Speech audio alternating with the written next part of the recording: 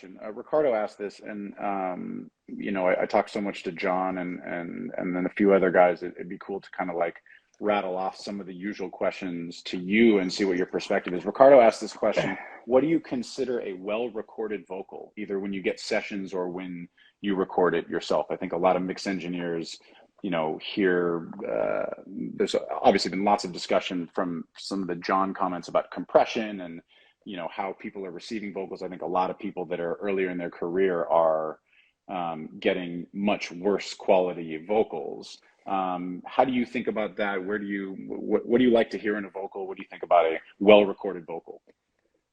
Yeah, that's a tough one.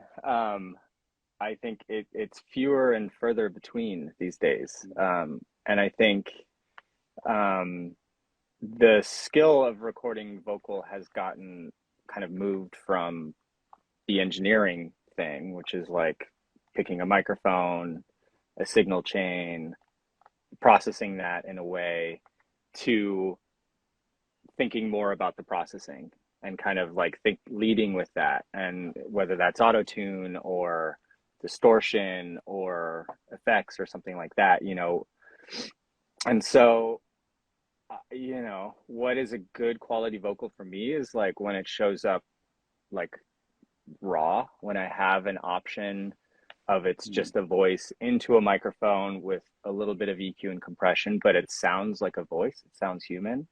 That's something I struggle with, where especially now, everyone has like a UAD setup, right, where they've got this unison technology. I understand the idea behind it, where you've got the signal chain as if you were in a real studio and you had Neve 1073s and 1176s and all this stuff.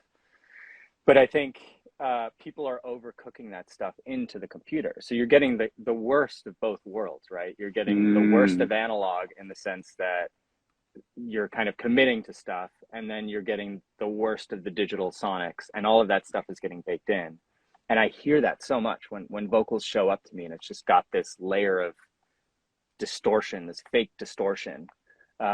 It's hard for me to work with that, if I'm trying to mix that into something like my normal tools for brightening things and making things sound natural and open or tight and compressed. Like, it starts to fall apart if there's a lot of layers already on there. So I think it's a personal question. As a mixer, I like to have just something clean that I can start with from scratch. And also, if you're going to go deep into effects, like, give me that option, right? So give me the clean, give me your crazy process track, and then I'll either try and recreate that, or if the process track is in good shape, then I can work with that. But it's not very often that process track, like that stereo vocal track, stereo vocal stem, is something that I enjoy working with. It used to be, in my mind, when you speak on this, but it used to be that there were kind of two tiers of vocals, that you'd get a well-recorded vocal that had some EQ and compression, or you'd get a raw vocal. And I was like, I always like a well-recorded vocal. But now it seems like there's a third worst tier where people are just processing like crazy. And I actually don't ever really know what it's from. I don't know if it's from people over processing and committing to things in the box, or if it's just people using, consumer grade mics and preamps and signal path. I mean, I kind of feel like it's bad mics a lot of the time when I get vocals that don't sound good, but I never really know, and I guess I don't really inquire. But I find that a lot more. I wonder what we as record making people who are talking on the internet can like impart on people. Maybe just more raw vocals. Don't be so close to the mic. I mean, do you have like a thing where, other than just getting it super raw, in addition, do you have any other thoughts? What are you hearing? Well, there's a lot of newer mics, and really affordable mics, which is great, right? You have these warm audio things, and like a Rode NT1, like, you hear that, right? There's a specific sound. I can hear a sub $1,000 condenser mic like that. Like, I can just tell right away, and it's something weird high end, right? It's the weird high end, and for a long time it would be these Chinese knockoff capsules, and you could hear that. And now it's like the capsules are being made everywhere, but they're still like, they just don't sound good.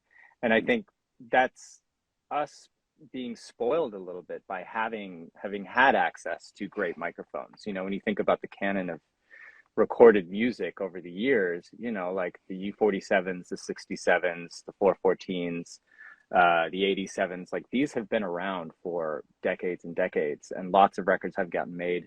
An entire infrastructure of gear has been built around these microphones being the source, right?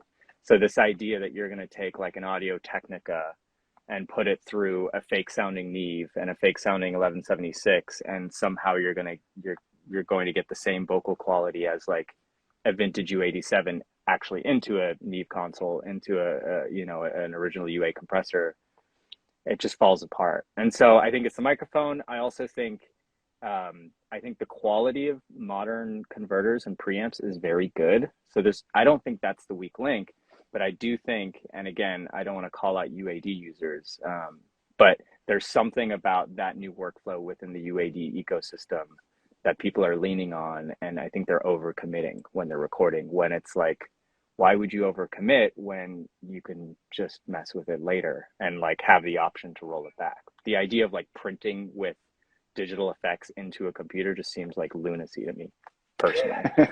Yeah, I totally agree with you. And as someone who, I don't really actually, I have UAD stuff. I don't use any of the UAD plugins. I just have the Apollo. I think it's a quality product. That the console gets a little frustrating here and there, but it is ubiquitous across the world. So every city I've been in, I can usually find a piece of UAD gear. The new X stuff as high quality preamps and converters, but I don't use any of the plugins.